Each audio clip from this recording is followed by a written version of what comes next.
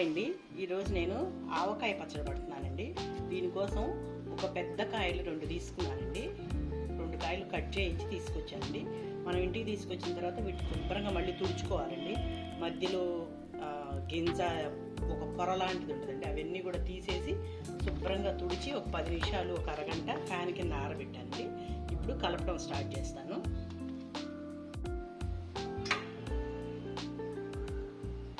ఇదిగోండి, కొలతకి ఈ గిన్నె తీసుకున్నానండి. దీంతో కొలుస్తాను ఎన్ని గిన్నెలు అవుతాయో. మనం ఏ గిన్నెతో అయితే కొలుచుకుంటే పై వరకు కొలుచుకోవాలండి. ఇలా పై వరకు పెట్టుకోవాలండి ముక్కల్ని.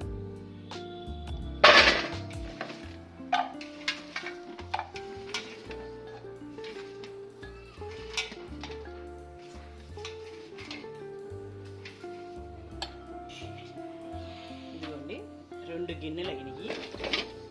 ఇప్పుడు మన కొలత అండి, ఒక గిన్నె ముక్కలు తీసుకుంటే పావంతు కారము ఆవు పిండి వేస్తానండి, కొంచెం తక్కువగా సాల్ట్ వేస్తానండి.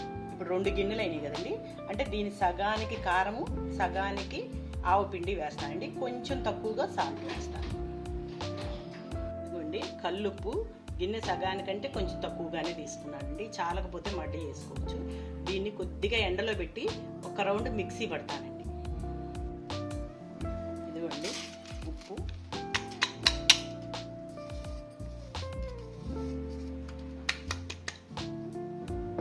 అలానే ఇదిగోండి సగం గిన్నె కారం అండి,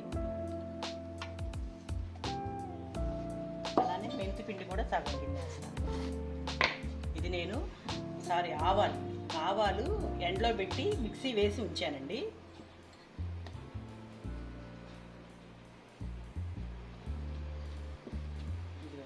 సగం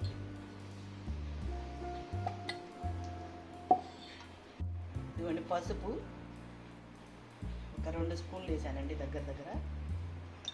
అలానే మెంతిపిండి అండి, ఇదిగోండి ఇంతకంటే కొంచెం తక్కువ వేసానండి. ముందు ఈ పౌడర్ అంతా కలిపేసుకున్నాను, అన్నీ కలిసేట్టు.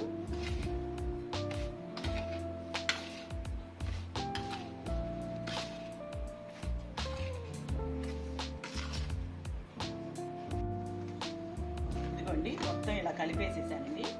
ఇప్పుడు ఈ ముక్కల్లోకి కొంచెం ఆయిల్ వేస్తానండి.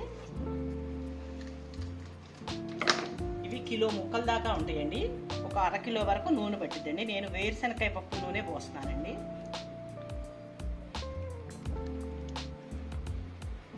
½ లీటర్ వరకు పోసానండి.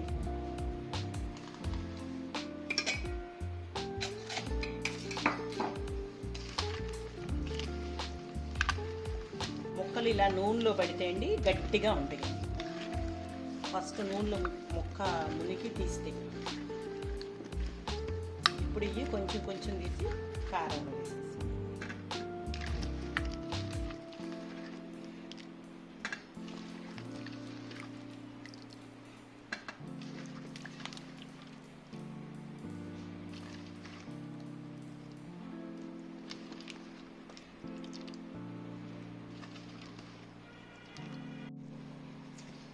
ఇదిగోండి ముక్కలన్నీ దీంట్లో వేసేసాను.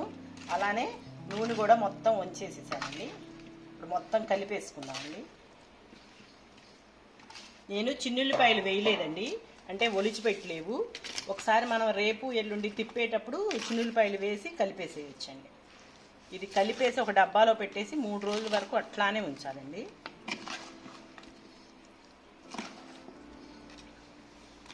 మూడు రోజులు అయిపోయిన తర్వాత ఉప్పు అన్నీ కలిసిపోతాయండి. అప్పుడు మనం జాడీలోకి ఎత్తేసుకొని పెట్టేసుకోవచ్చు.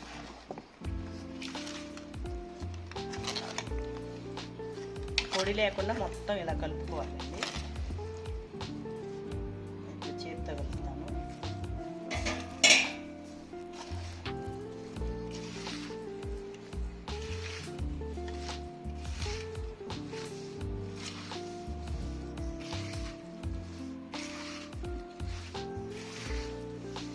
ఇదిగోండి మొత్తం బాగా కలిపేసాను. ఇలా కొంచెం వెడల్పాటి డబ్బాలు వేసేస్తానండి. మనం 2 రోజులు తిప్పుకోవడానికి కూడా వీలుగా ఉంటుంది, అందుకోసం దీంట్లో వేసేస్తాను.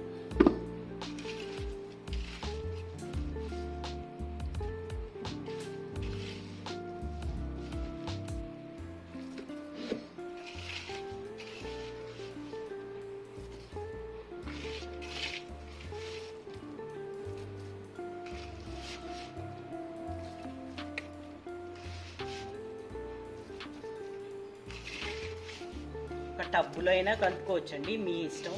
నేనైతే ఇంక ఇదే ఆవకాయకి పెట్టేస్తానండి, అందుకోసం దీంట్లోనే కలిపేస్తాను.